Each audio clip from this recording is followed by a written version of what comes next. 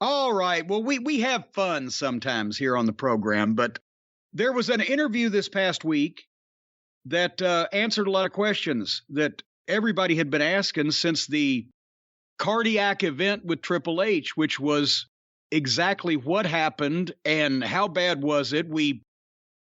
Everybody had that was anywhere close to the situation had thought that it was something serious because of just the nature of its suddenness and that we didn't hear from him for quite a while. So he did.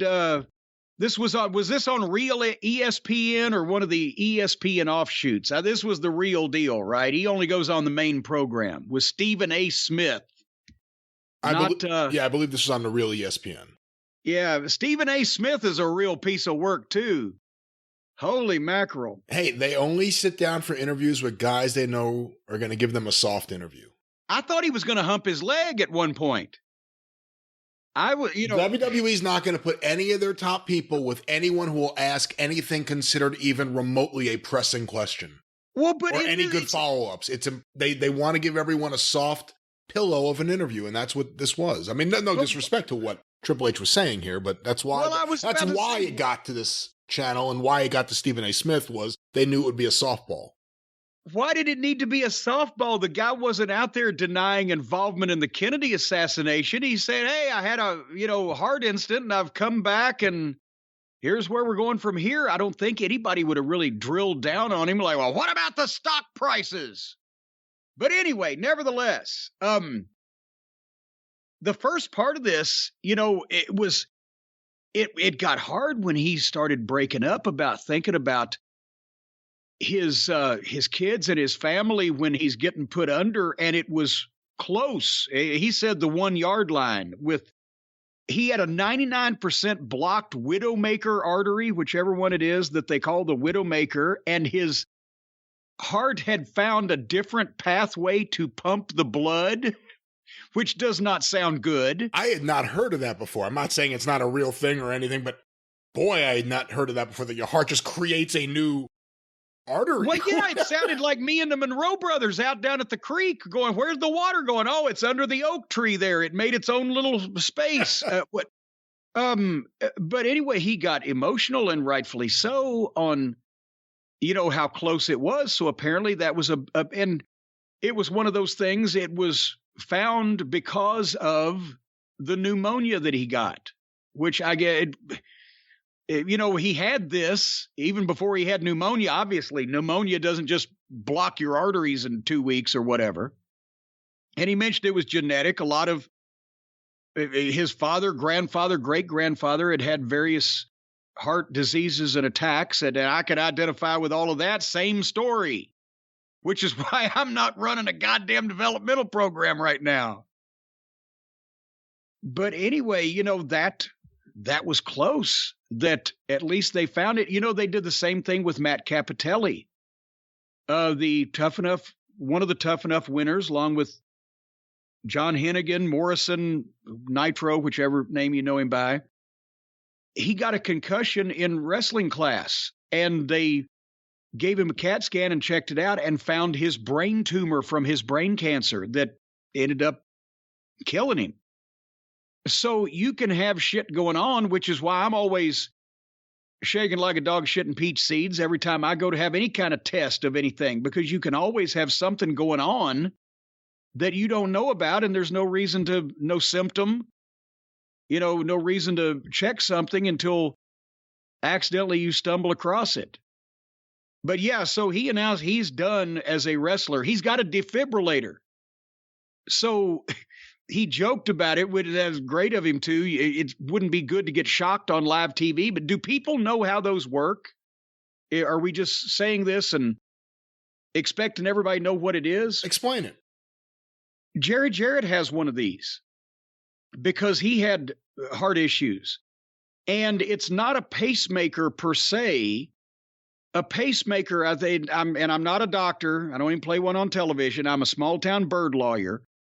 But a pacemaker kind of keeps your heart in rhythm or whatever the case. But one of these defibrillators, actually, if it detects you having an arrhythmia, an episode like your heart's beating too fast or not beating fast enough, or it needs to be shocked back into whatever the fuck it's supposed to be doing, the thing will shock you.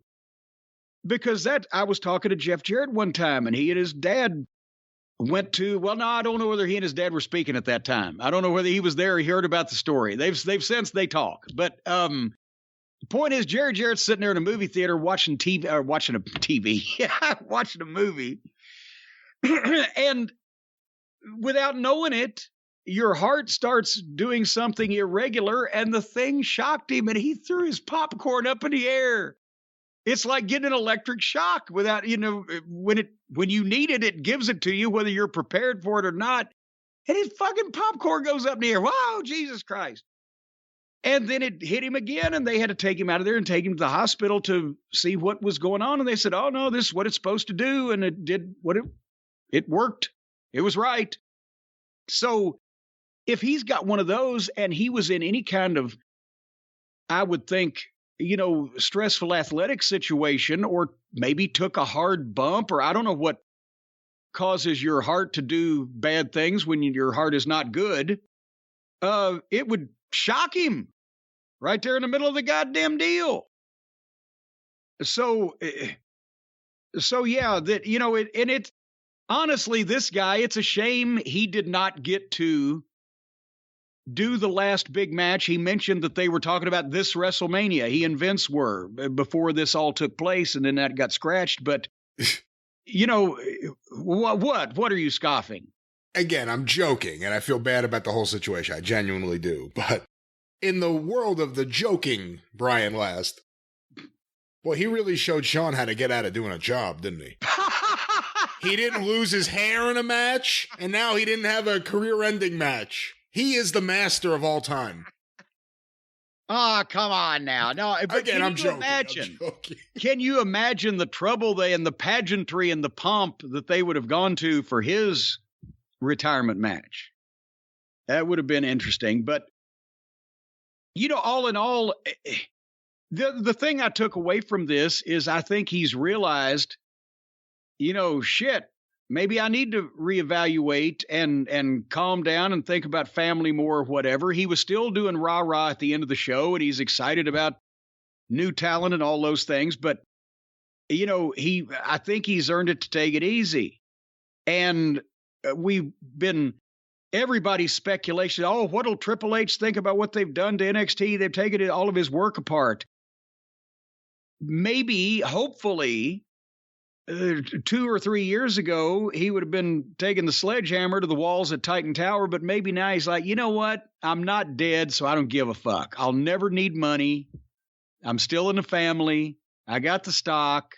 I got kids. Fuck it. One would hope. But that, he does deserve some, I guess it'll be the Hall of Fame. He does deserve some kind of send off, and we've joked in the past. I've said, this actually wasn't a joke, though. I've said Triple H was the guy that worked with the guy that drew the money in most instances in that hot period.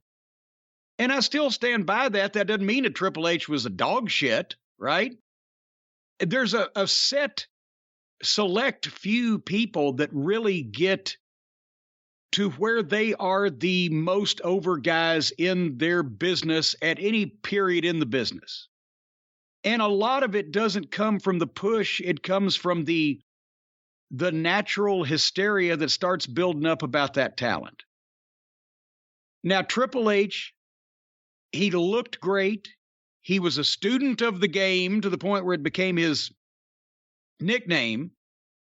He studied the wrestling business. He admired guys like Flair, and he studied the previous generation. So he had the look. He could cut the promo.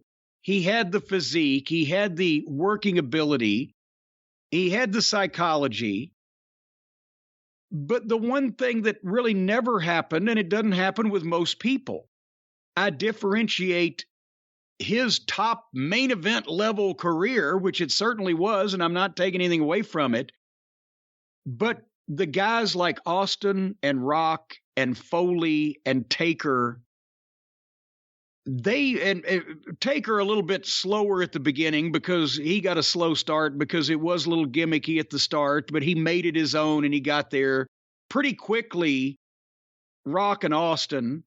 Foley was a natural for the WWF crowd of that era to really get into because they'd seen him so much before, and you couldn't hide that guy. You couldn't repurpose him and still hide Mick Foley. There was a hysteria about those guys that the fans started first, and then they went along with the push. Triple H in DX or in the Click, he was the one with no bad habits, but he was the junior member. Michaels was already on top. Nash as Diesel was already on top. Hall as Razor was already on top. But out of the Click, he was the one that got punished, but he was also the one that had no bad extracurricular outside the ring habits and was probably, everybody's talked about Razor Ramon's, Scott Hall's knowledge of the wrestling business and Nash's knowledge of politics. But when you think about it, Helmsley, Levesque, whatever we're going to call him now, was probably the best businessman of the group. The best businessman that could coexist and get along and rise and shine in a corporate environment, whether he was a member of the family or not. Can you see Nash or Hall or Michaels or anybody else doing that job in that suit all the time and never fucking up? Can you, Brian? No, I think he was very special for that, and I think he's someone who, whatever you want to say about him and during those years, he took advantage of every situation he was in to soak up information like a sponge, whether it was Hall, Nash, and Michaels and Waltman in the car, or whether it was being around Vince. And having no bad habits really benefited him too. Well, and in DX, because now we go Michaels, Triple H, Road Dogg, Billy Gunn, various. And I'm not knocking any of those guys. I like all of them, but it's not like a secret at various points. They all had their bad habits, but he never did. And so, like you said, he came into the company in 95 and systematically worked with all the top guys and the top heels and got in the right groups and had access to Vince and grew that and made the most out of it. And we're not even talking about marrying into the family right now. I'm just talking about his professional behavior. There's never been a fuck up. He never refused to do a job that we know about. Well, he may have. I mean, refusal and booking yourself to just crush everyone are two different things, I guess.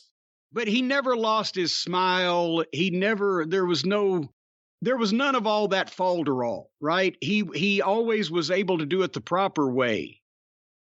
So even though the hysteria wasn't around him, even when he was on top and a main event guy from the fans is, oh my God, it's like the glass breaks, it's Austin, or my God, do you smell what The Rock is cooking?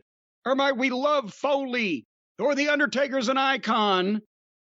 But he was the guy that could work with all those guys, and that's valuable. And then part of the problem was it became, why are these Triple H segments going for 20 minutes? Like, it would start Raw, it would be him in the ring with like Flair, and it would be a 20-minute speech where he puts down everyone on the roster, and then usually he ends up beating like the tag team champions 2-on-1 or something. It was a lot of that. To the point where people got sick of him, especially when they knew what the situation was behind the scenes. And I agree with you. He was never the guy. I always thought it was revisionist history to pretend like he was at the level with Austin, The Rock, Foley, Undertaker. No. During the Attitude Era, because he simply wasn't. Right after it, he certainly got pushed that way. And I think part of the story of the early days of his WWE career was, to me, before DX, when he was just Hunter Hearst Helmsley, he was shoved down our throats. It felt like he was being pushed way too hard for what people were ready for, even before all this. But he was going to win that 96 King of the Ring, and it probably ended up, even though it cost him he's made the money back. It probably cost him $100,000 not to win it and be pushed on a higher position in the card for the next 12 months, but he's made that back. But that would have been kind of like the early version of Rocky Maivia, winning the Survivor Series or whatever. It was too quick. But they liked him and they saw him as a star, but it was too quick. The people didn't jump on that train at the start.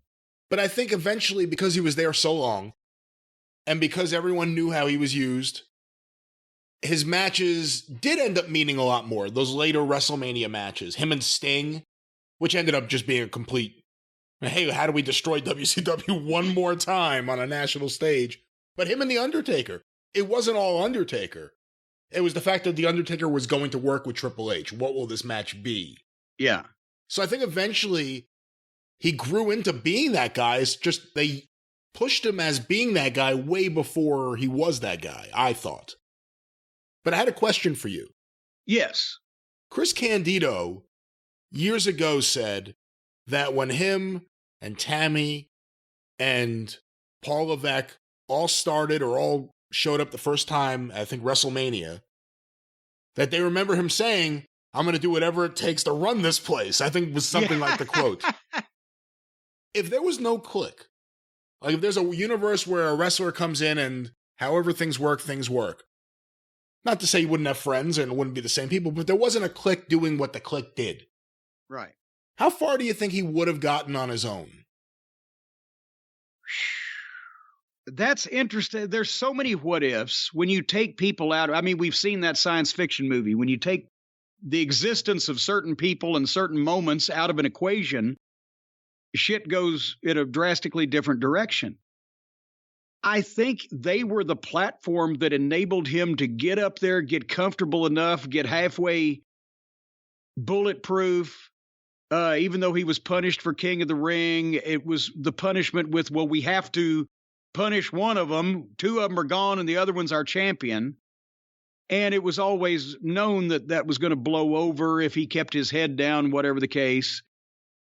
I mean, he still would have been the same guy and been doing the same things. I think that the initial clickness gave him a little bit extra shield, but I don't know. I wonder more if somehow or another he and China hadn't been star-crossed lovers, that probably would have affected things a little bit more if they hadn't broke up. If they'd have been a happy couple to sit down at a picket fence somewhere in New Hampshire, Triple H's career may have ended up differently, but I think he probably would have prospered somewhere, somehow through no click. It may have taken longer. Well, it's very sad to, hear what he was saying about what he was thinking about right before the procedure, when he's thinking about his daughters. That was very sad. And I have to say, I sincerely hope he just kind of takes a step back, get a home office, relax, get some fun hobbies, because it's just not worth it. Dude, do not give Vince your phone number. That's right.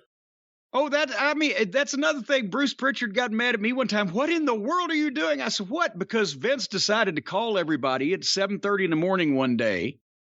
And I'd been in the wrestling business for more than 10 years. My phone didn't ring in the bedroom. I'm not an idiot. And everybody else, of course, had been there longer and knew to keep their phone by the bed. And Bruce was like, well, Vince called everybody. You weren't there. I said, it was 7:30 in the fucking morning. I wasn't supposed to be anywhere.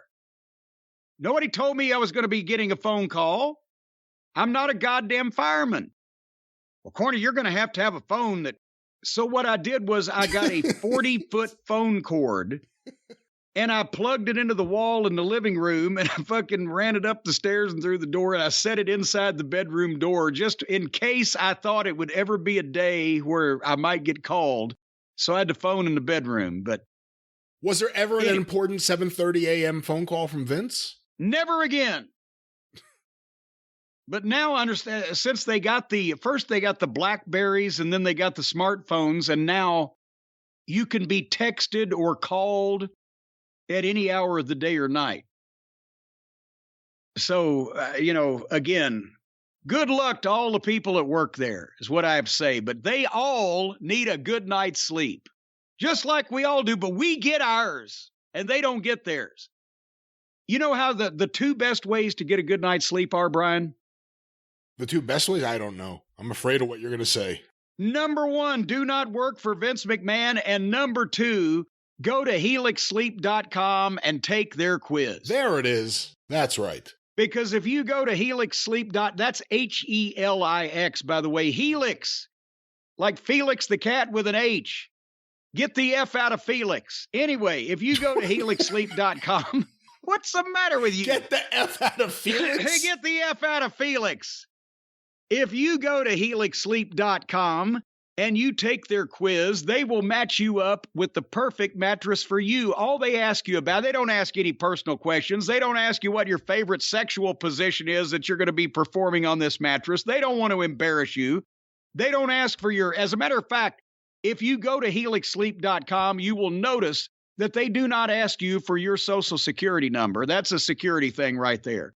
But they will ask you what side you like to sleep on, or your side, or your back, or your stomach, face first, upside down. You like to stand on your head, whatever you like to do in bed, you or your wife or your husband or your intended other or your betrothed or your dearly beloved, whatever, all of you people. You know, it's good. It's always good these days, in this day and age, Brian, the first thing that you have to do, because there's a lot of shady things going on. You hear about all these things happening in the news. Every time you get ready to have sex, ask everybody in the room to show you their ID. Make sure they're of age. But whatever you people like to do on these mattresses, they've got a quiz. You take it and you tell them, and they match you up with the perfect mattress. They got soft, they got medium, they got firm, they got cool down. They got spinal alignment mattresses. They've even got plus size mattresses for plus size people. I can't imagine how big the goddamn mattress would have to. Well, nevertheless. Hey, can I get one of those even if I'm not plus size? Well, is it just a bigger mattress? It sounds awesome. Well, you got to go to helixsleep.com and find out. It's a little tantalizer, a little taint teaser here. Okay. Find out the answer to this mystery. How big would that mattress be if you're going to put the McGuire twins on it? They're not only plus size, they're oversized. But anyway, you take that quiz, you get matched up with the mattress. They're dead. And I'm sorry? I said they're dead. Not because of the Helix mattress. No, I didn't say that. No. Of course not. Well, it had nothing to do with it. They'd been sleeping on the Helix for months before they died. If it had the Helix that had anything to do with it, it would have been just like that. Anyway, get a Helix and they'll deliver it to you, to your home, right to your door. They'll deliver it to your window if you want, if that's closest, whatever. They will deliver it to your property. And it will be shipped for free, so you don't ever need to go to a mattress store again and lay on some old demonstrator. Who knows what kind of practices have been executed on that demonstrator in the mattress store. You know, you might get fleas. Bed bugs are a big problem. Not with a Helix mattress, because it's going right in, unless you have bed bugs already in your home, you will not have bed bugs in the Helix mattress. Now, if you want to get your house sprayed before you get the Helix mattress come in, that's up to you. I would advise it for some people in some parts of the country. Nevertheless, go to helixsleep.com. Did we get that far? I'm not sure. JCE. We've gotten too far, I think. Gone too far. helixsleep.com/JCE. They got a 10-year warranty. You can try it out for 100 nights risk-free. And I clarified this. I thought 100 nights, well, if you and your intended beloved are on it, then that's 2 people. It's not just 50 nights for each. You get 100 nights no matter how many people are sleeping on this thing. So load it up. And if you don't love it, they'll pick it up for you, slap you about the head and face, and haul it off. They've got financing options and flexible payment plans, so you can start out your flexibility on the payment plan and then get really limber on that mattress.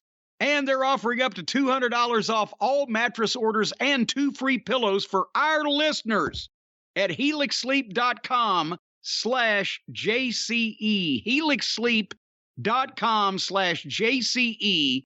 Over 12,000 5-star reviews, and we've mentioned the 1 billion hours slept on Helix mattresses. Of course, that guy was restrained He couldn't get up even if he wanted to, but nevertheless, and he was tranquilized on a regular basis. But no, still, there was not one person. It was multiple people. There was no tranquilizers. There were no tranquilizers involved. The first guy died in the middle of the thing. No one died. Stop. Don't joke about people dying. We're doing a spot. What's wrong? Well, when did you get all this goddamn indignance? For heaven's sake, like you just don't go off the beam and say things right out of your sphincter. I don't go off the beam. I go on the beam because they're a fine sponsor, but we're not talking about beam. We're talking about Helix Sleep here, and what a fine, comfortable, safe mattress it is for everyone to check out. Yes, it's safe. It's like you fall into a cloud. HelixSleep.com.